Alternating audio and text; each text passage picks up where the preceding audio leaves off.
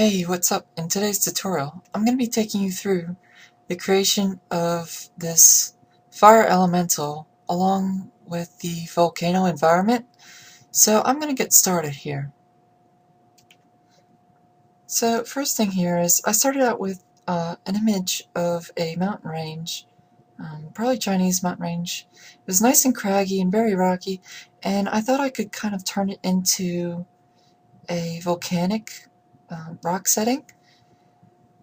I eventually got rid of it, but you can see here I'm using the Curves Alpha Mask to kind of cut out all the rocks from the sky, and it was a little difficult because the rocks are lighter, and so I had to go in manually with the brush tool and kind of fill in the black, and inverse it, crop it out, and use the matting to remove that blue edge. Next I was just kind of filling in the sketch of kind of the base thing I wanted to do. Just white brush, very quick. And when you do sketching, just to kind of get an idea, it doesn't have to be anything fancy. You don't have to spend a lot of time on it. You can just kind of get a base idea to set you in a general direction. And here I'm kind of using curves and hue saturation to adjust the rocks to kind of push them towards that volcanic tone, which is a lot darker.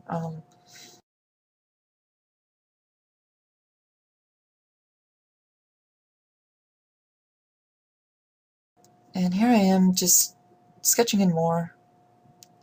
And I was kind of getting a base idea for what I wanted to do with the fire elemental. I don't do creature creation very often, so this was kind of like a nice test.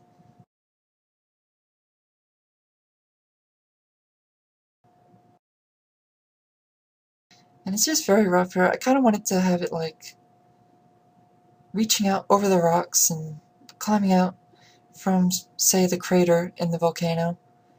But it's very silly at this point. It didn't look very good at all.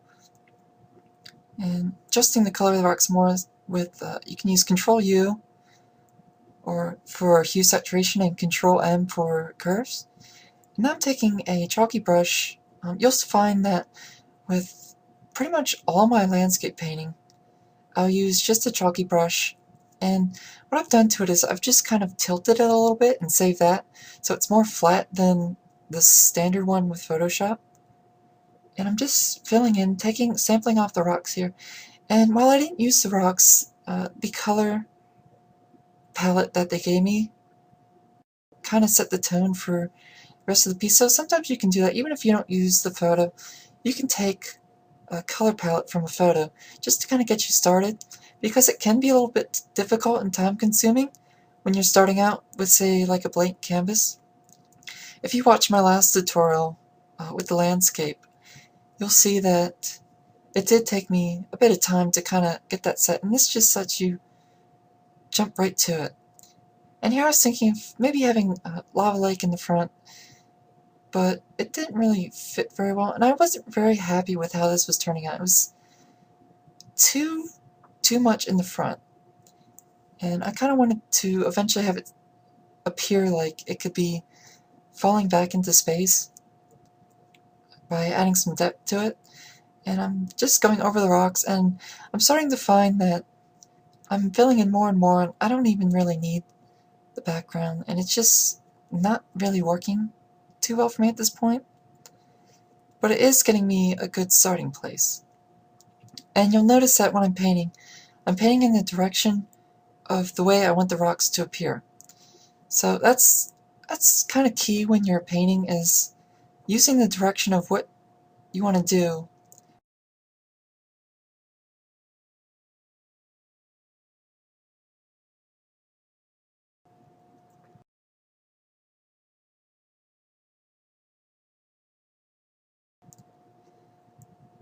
And I'm just filling in more, and you'll see I put a horizon line on there, and I kind of wanted to be able to see over some of these rocks, and that kind of set me on the idea of creating the central path here, which I'll do in a moment.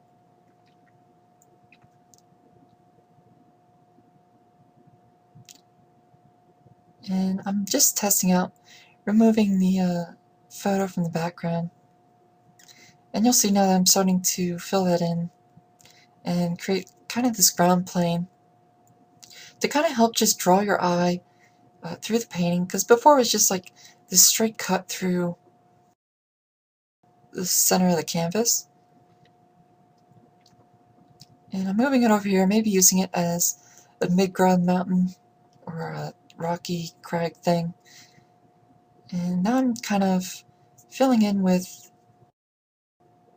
more painted rocks and setting up the color scheme and shadows and the way I want the light to be facing.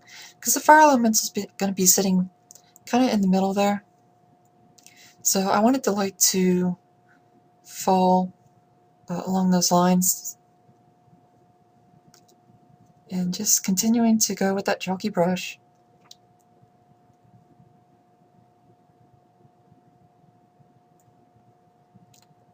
Setting up different color variations, because when you do look at rocks, there is quite a bit of variation in them. You know, they're not just one solid flat color. So just adding little bits of variation into rocky textures can help really bring them to life. And here I'm just trying to set up the lighting. Using Q on your keyboard, you can set up a quick mask. And then I just take the gradient tool that fades to transparency and just kind of drag in a direction, and it'll make your selection. And then you hit Q again and it'll highlight your selection. Then you just hit Control-Shift-I to invert that selection, and then you can use your curves. And I'm setting up some lava here. I just want a little bit coming over into the foreground. I don't know where it's coming from, but it looks nice. And that's the thing. Things don't always have to make sense. You don't want to go overboard with it, but you can just do little details.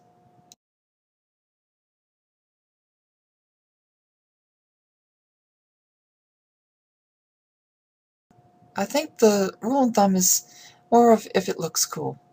That's usually how I go. But you still do want to base it a little bit in reality. And here I am, I'm setting up the fire elemental, kind of with the claw coming over into the foreground. And I didn't use the what I'm setting up now for the background, but I do use the claw. And I wanted to have it be a little bit dynamic, kind of destroying the rockets the claws going into.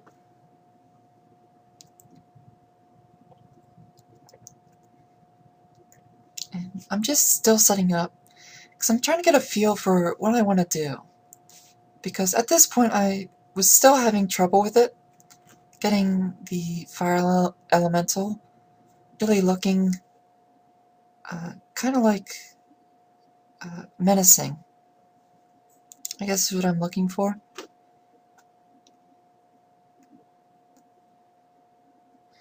And I'm setting up some more foreground rocks, because a lot of times you want to create depth in your pieces. You don't want it just to be a pure flat, so you have your foreground rocks up here and then the midground kind of sitting in front of the fire elemental, and then behind that will be the actual volcanic walls. And here I'm having his other claw grabbing that center rock there. And so you can kind of see what I did at the beginning there with the creature. Just having the claws coming out and it climbing forward. But it looks a little bit better than that did. And I'm establishing those center rocks. Now, they'll be, since they're kind of over the lava, they'll be more orange in tone. They'll be picking up a lot more ambient light. And so you saw again I went with the quick mask and adjusted the red curve coming up on the bottom. And you can create orange by increasing red and lowering blue in your channels whenever you go into curves. And I'm just very quickly blocking in the volcanic walls. Just very rough for now. And I really don't touch them again until the end. Just something there to have in the background, so it's not sitting against gray.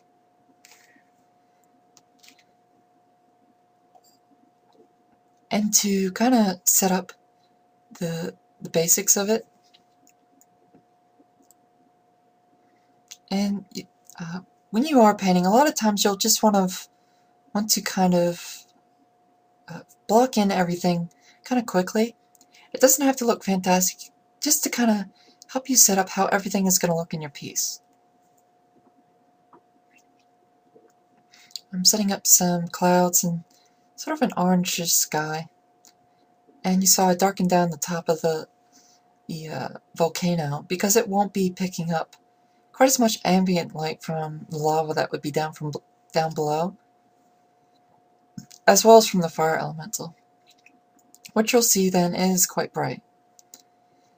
And starting out with the fire here, I'm using one of the more detailed brushes I have, and using it, I find that it's not exactly the best. It does create sort of a fire effect, but it feels like very pixelated, but it does kind of help establish sort of the base start to it. And you'll see that I'm deleting some of it, so that's kind of a good way you can layer effects, is to put paint down and then delete it. And you'll see I'm using reference there. References are really important. Don't let anyone ever tell you that using reference is amateurish, because if you don't know what it looks like and you're just trying to create it, it's not going to look right. So by using that, I can kind of discover that, okay, the flame goes from white to yellow to orange and then more of a reddish tone. And you'll see that I start doing that here. And now for the brush I use for most of the fire effects is the same brush I use for a lot of my clouds. And I can put a link in the description for a link to those brushes, because I do use them quite a lot. And they are very nice. It's a brush pack by Dan Luvissi, who creates just really awesome character art. And I've been following him for a while. He's a really great artist, so I'll put a link to that and take a look at his stuff. So I'm going through and I'm just layering on the fire, starting with the brighter tones and then branching out into the darker oranges. And just kind of having this billowy effect as it comes off the fingers. And layering in some brighter highlights to try to just define where the claws are. And you'll see for the glow over top of it, all it is taking a soft round brush on low opacity, setting the layer to linear dodge, and just kind of painting over top. And it very quickly starts creating the illusion of fire. And now I'm going over the rock some more, just adding some bright spots from where the fingers would be very close to the rock, and it'd be kind of warm and hot and just picking up quite a bit of light. And now I'm adding some highlights to that center rock there, picking up from the claw. And when you're creating lighting, you just kind of imagine, okay, how would this bounce? How would this pick this up? And what kind of surface is it? Is it very reflective? Is it matte? And just, thinking about those things, you can kind of help create a look to the material that you want.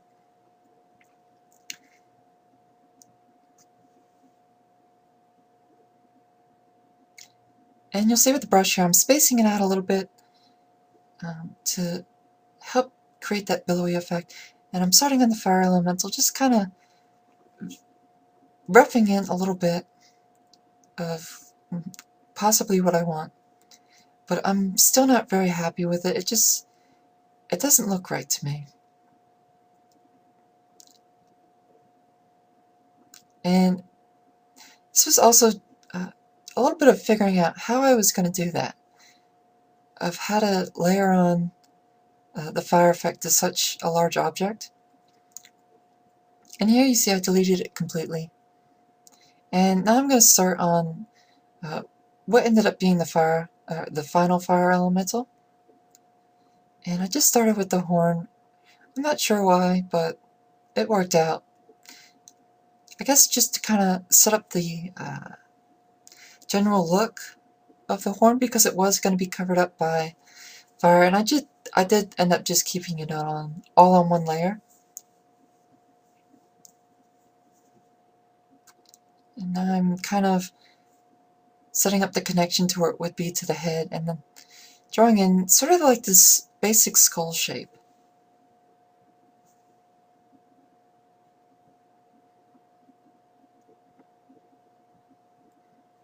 And again, just quickly sketching things out can help you get started on what you want to do with it.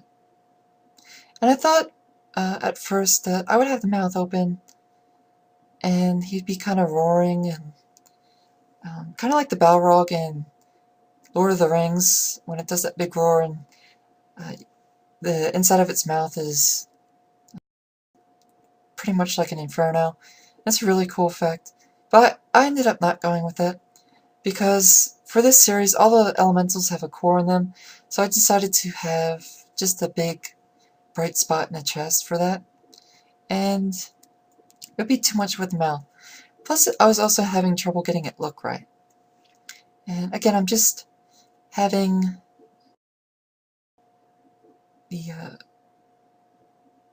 smoke effect and fire effect kind of billow out from it, and then the dark spot would be kind of where it's emitting from, where its actual body would be. It's still very rough at this point, but I'm starting to kind of get it. And I created a new layer for the eyes and other little effects just to kind of keep it neater, and that way I can add those effects without worrying about ruining them by going back over them. And again, I'm trying to roughen the mouth, trying something new. And it still doesn't look very good. And setting up some slits for the nose. Still using that cloud brush.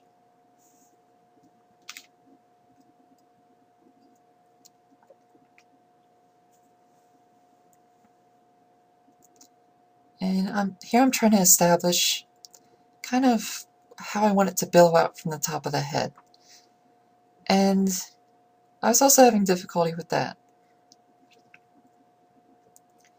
But as I go here, I am starting to kind of get what I want to do with it. And this did turn out to be good practice for creature design. So that's something you can always do, is branch out from the normal things you do to kind of help build up a portfolio of things you can do. And it just kind of helps round out your abilities, because things do transfer over. All my practice with painting landscapes did transfer over to this, so even though I was having trouble with it and I was struggling for a while, I was so able eventually to figure it out. And again, I'm just kind of adding flames billowing off the top and deleting again.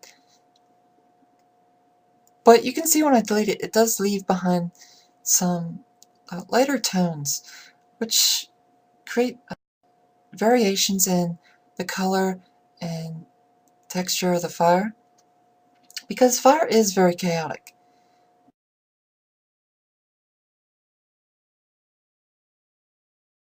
Here I'm adding in horns out of the flames, which I ended up liking quite a bit, and creating some more fire billowing off the face.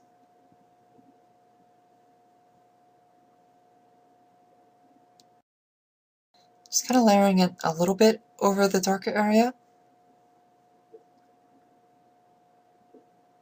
And you'll see when I'm making my strokes, they're kind of like these quick little motions to try to mimic fire and how it moves, as fire is very flowy as it moves upwards, and it kind of just dances around. So doing that in my brush strokes helps mimic that effect. And there are a lot of things with painting where just how you move the brush is the key to creating the effect you want.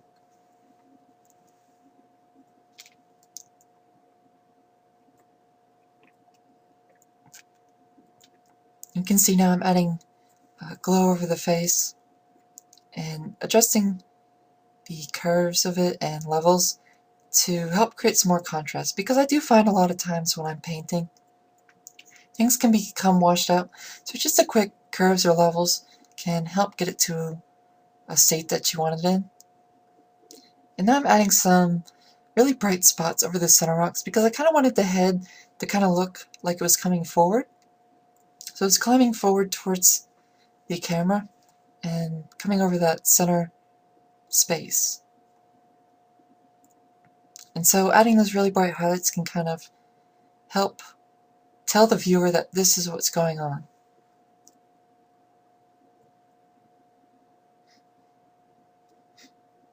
And here I'm going in with a smudge brush and going along the fire and kind of wisping it upwards.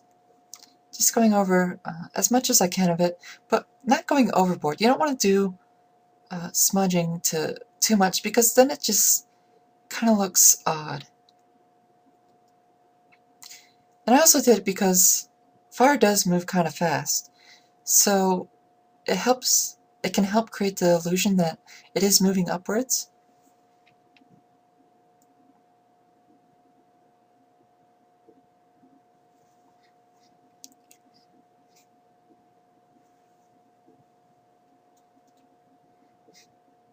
I'm adjusting the body a little bit.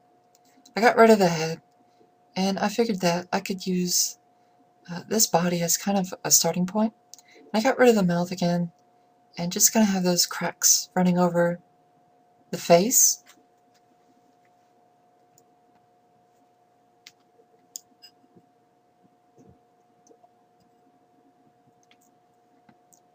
And now you'll see I'm going in with big brush strokes to kind of establish that same dark area that's at the center of the face.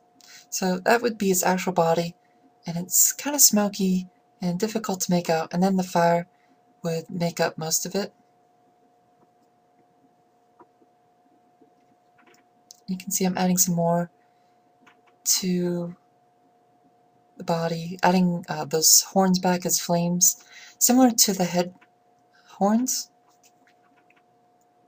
And here I am establishing the core, just kind of going in with a really bright spot, because this would be one of the hottest areas on it. And when you do look at flames with a camera, the hottest and brightest areas are usually just about bright white.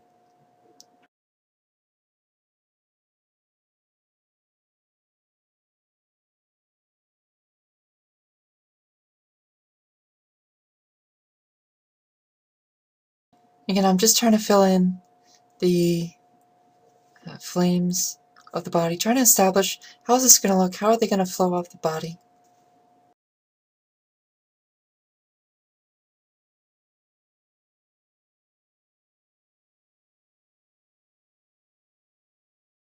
Adjusting the curves some more to help with the contrast. Not curves, levels.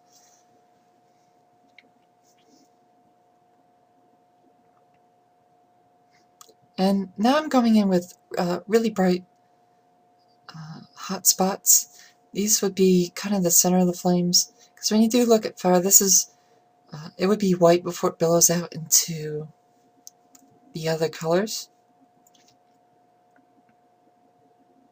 And that just helps create the illusion of this is really hot and very bright, and You would probably not want to be near this thing.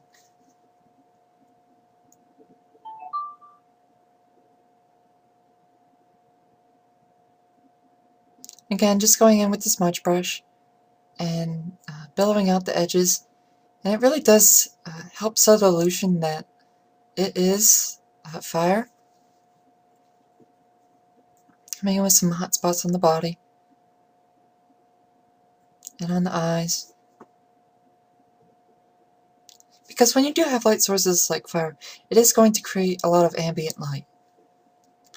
It's going to be just a lot of glowing, and just, like I said, using the soft brush with the linear dodge layer can help very quickly create believable lights and light sources.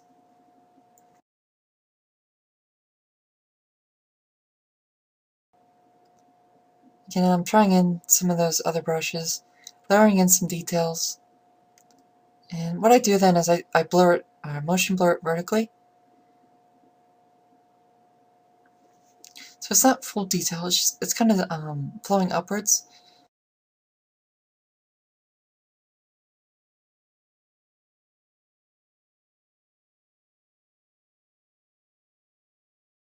And layering in some detail on the body.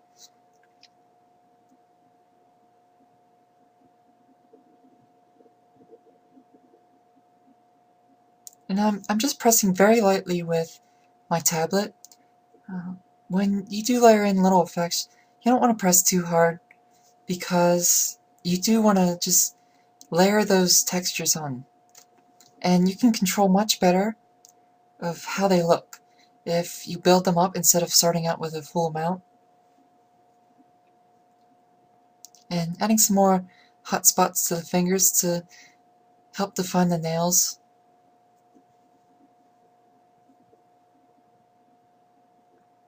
Now I'm coming in with a curves layer, and I'm darkening down the edges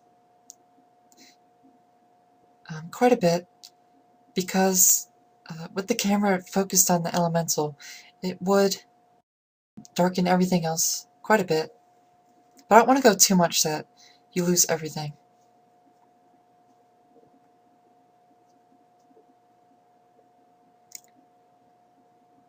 And I did miss some recording. You'll see that the rocks suddenly have more detail on them.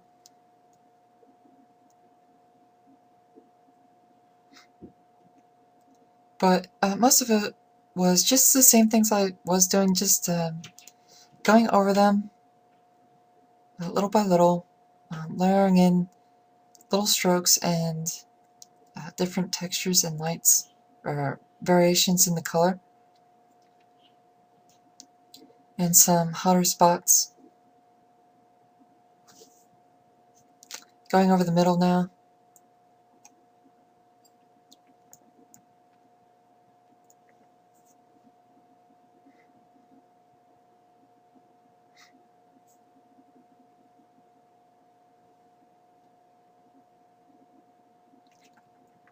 Now I'm starting on that volcanic wall, just doing similar things to the foreground, except with a more directional painting.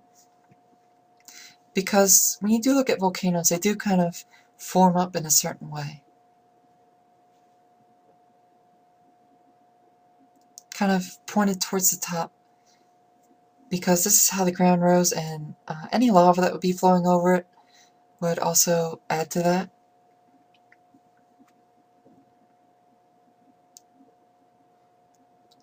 So just layering in different strokes, you can see very quickly by just doing that how much it adds to it. And adding in darker spots, because it would be very craggy. Volcanic areas are usually craggy and have a lot of little spaces in them and different variations. As well do normal rocks. And I'm adding in some highlights from the sky, because the rim of the volcano would pick up that light from above.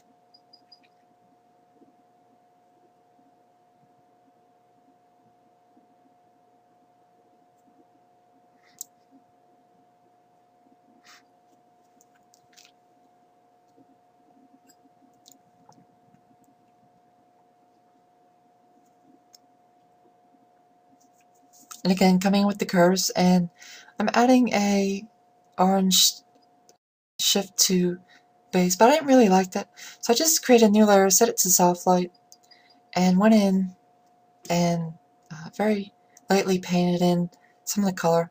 So you can do two things. You can use curves, or you can add a new layer, and soft light will usually create the effect you're wanting for. And the reason you would create a new layer is for if you want control over it. Because when you do the curves over an area, you can't really undo that again. So it just gives you the control you want. And I'm just adding in some kind of smoky effects to the background.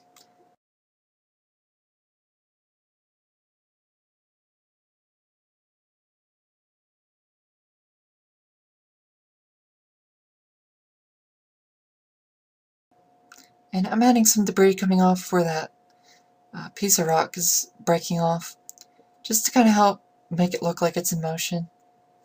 And then I use radial blur to help add to that. And coming up on here on the end, just going in with minor things, trying different things out, trying to add maybe some rock texture, using different brushes. And it's okay to do it. Just experiment with different things. It might not always work out, but sometimes you discover something, and those discoveries can help you in the future. So say you figure out how to do something, it's like, oh, I can use this in future paintings. So don't be afraid to take the time to experiment.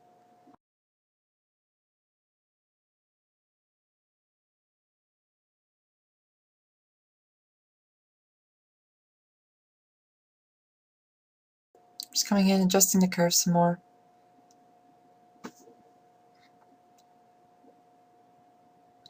And creating kind of a bright light coming forward from the chest piece, or the chest cavity. Because I do want to try to establish that that is the brightest spot on the elemental.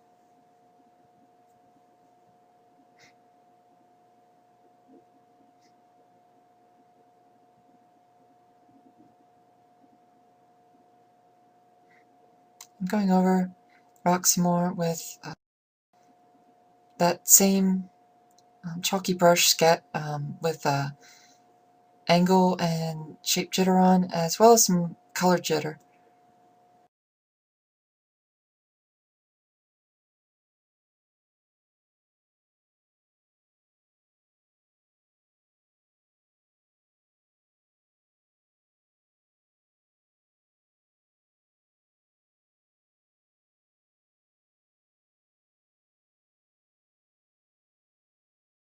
Just adding some finishing touches to the rocks.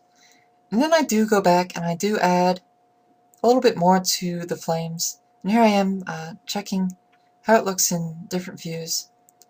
And it can kind of help refresh your eye to how something looks.